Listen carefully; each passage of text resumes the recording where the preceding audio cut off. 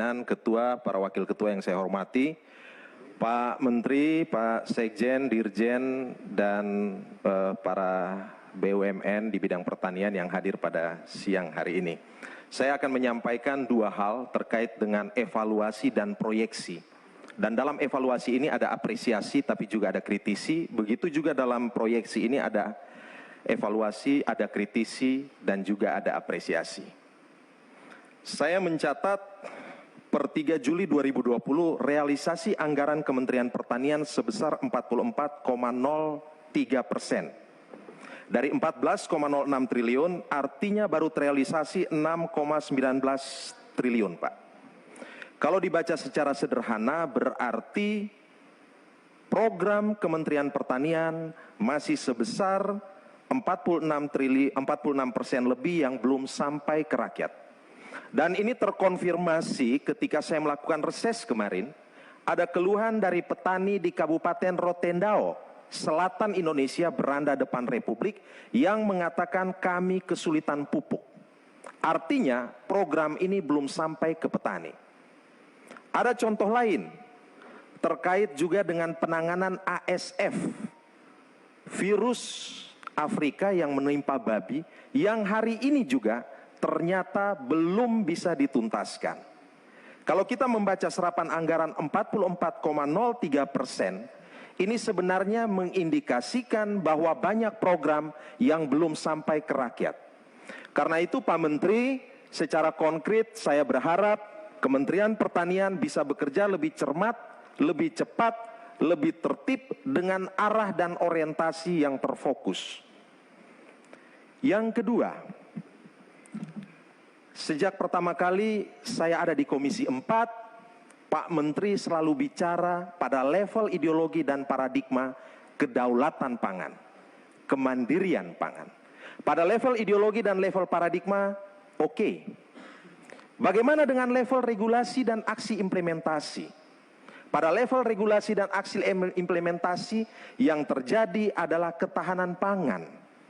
Padahal kalau tadi teman-teman bicara soal Bung Karno, bicara marhaenisme, itu sebenarnya kita mau berorientasi dan mencapai apa yang dinamakan kedaulatan pangan. Karena itu menurut saya, hari ini kalau kita mau bicara tentang anggaran 2021, mestinya kita berani memutar arah dan orientasi dan paradigma kita, bukan lagi pada food security, tetapi pada food sovereignty, pada kedaulatan pangan. Saya kasih contoh. Hari ini neraca perdagangan buah-buahan Indonesia masih defisit sebesar 19,1 triliun. Ini data Kemenko Perekonomian. Dan besarnya defisit ini terutama disebabkan oleh impor 4 jenis buah. Anggur, apel, jeruk, dan pir. Total nilai impornya 16,7 triliun. Karena itu terkait dengan hal ini saya ingin bicara mendorong substitusi impor, Pak. Tadi banyak yang bicara soal bawang putih. Saya kemarin reses menemukan suatu hal. Ternyata bawang putih potensi itu bukan cuma di kampung Pak Johan di Sembalun, tetapi di kampung saya di NTT di Timur Tengah Selatan, Pak. Saya ingin kasih tahu. Ini bawang putih benih yang dibawa dari Temanggung, Jawa Tengah. Dibawa ke NTT ditanam, setelah ditanam hasilnya seperti ini, Pak. Hasilnya seperti ini. Artinya apa? Artinya sebenarnya kita ini bisa melakukan pengembangan komoditas bawang putih ini. Ya, kita tahu 95% kita mengimpor bawang putih dari China. RIPH-nya tadi sudah disampaikan oleh Pak Sudin. Karena itu terus terang Pak, kalau kita mau bicara soal kedaulatan pangan, kita mau bicara soal substitusi impor, inilah saatnya kita melakukan pewilayahan komoditi. Clustering itu perlu kita lakukan, diversifikasi itu perlu kita lakukan. Dan kata kuncinya adalah ya lembaga riset, badan penelitian dan pengembangan Kementerian Pertanian ini harus bisa bekerja secara optimal. Ini catatan saya, evaluasi saya terhadap apa yang sudah kita lakukan di 2020. Selebihnya saya memberikan apresiasi dan terima kasih mewakili masyarakat NTT, Pak Menteri. Kemarin masyarakat NTT itu senang sekali Karena banyak sekali alsintan dari PSP dan ketahanan pangan yang masuk ke NTT. Terima kasih. Tetapi kemudian mereka juga mengeluhkan soal air. NTT ini kekurangan air. Air untuk pertanian dan juga peternakan, Pak. Konkret yang kita mintakan adalah embung, sumur bor, dan juga pompa air, Pak. Dan juga terkait juga ini adalah soal benih dengan standar yang berkualitas, Pak. Nah, ini beberapa hal yang perlu saya sampaikan. Dan mungkin di ujung ini, Pak, terkait dengan ASF, Pak. Karena kemarin saya perlu menyampaikan ke Bapak, terima kasih Pak Menteri. Setelah kita bicara di sini, Bapak bergerak cepat mengirimkan tim ke Maumere. Ya, tetapi ada satu hal, Pak. Ini badan karantina ini kerjanya belum top, Pak.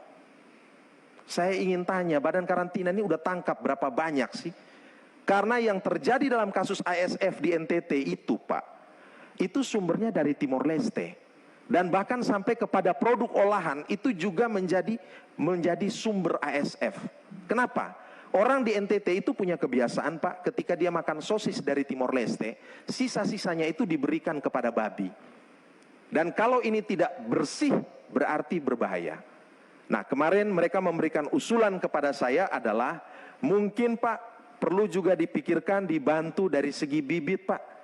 Bibit untuk babi ini, karena NTT ini ternak babi ada sekitar 2 juta. Dan ini membantu sektor pada skala rumah tangga, Pak. Dan mereka katakan perlu mencari bibit yang masih bebas dari ASF. Disebutkan tempatnya itu Manado, Pak.